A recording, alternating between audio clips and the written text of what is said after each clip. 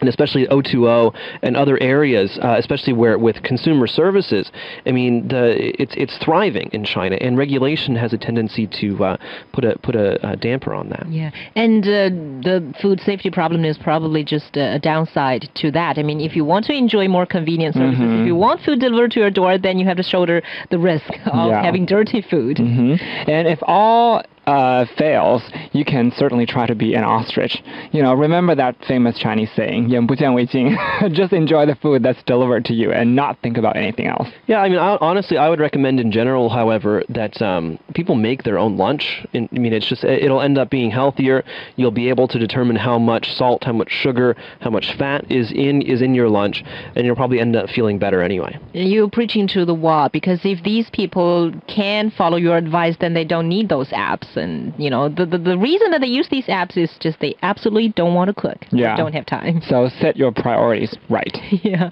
And this roundtable with me, Xiaohua, Zhang, and Liu Yan here in the EZFM studio. Coming up during the second half of our show, we're going to talk about China needing better hearing care despite the growing sale of hearing aid. Is it a very big problem? And also, an economist is saying that growing gender imbalance is going to stimulate China's economy in the next 10 years. In which way is it going to do that? And don't forget that we'll also be talking about a topic in which Spanish newspaper says Chinese men are too chauvinistic. Informed opinion and heated debate. Find out what's got China talking on our roundtable discussion every day from 2 to 3 p.m. only on EZFM. You're listening to Roundtable here with me, Xiaohua, joined by Liu Yan and John Artman here in the studio. Coming up, China needs better hearing care despite growing sales of hearing aids. 中国60岁以上的老人至少有11%有听力障碍. Is it a big problem? And an economist says growing gender imbalance is going to stimulate China's economy in the next 10 years. 经济学家魏尚健说，性别失衡能催生更多的企业家. Is it making sense? You can join our discussion by sending us a WeChat message. 我们的微信号是 EZFM Roundtable. 给我们发微信就可以来参与话题讨论了. You can also find us on 新浪微博 where we're 轻松调频 Roundtable. So despite the mushrooming sales of hearing aids during the past few years, China still needs better hearing care. China's aging population combined with a growing middle class is expected to provide huge growth potential for hearing aid makers. Though the potential exists, the country still lacks in the ratio of people suffering from hearing impairments to those who actually undergo hearing correction. What? Okay, you have to go to a doctor. Definitely. Huh? Okay.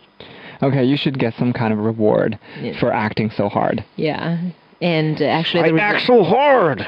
I'm sorry. It's the second half. Yeah, and it's pretty cold jokes. No one's laughing. It's really cold, yeah. Sorry. Should put on my coat. And so let's first talk about the problem, as we always do. Do you think that here in China there's a lack of enough good hearing care? Well, I think the statistics are certainly very worrying.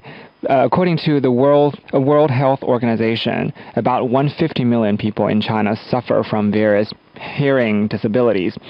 On the other hand, we have some different numbers.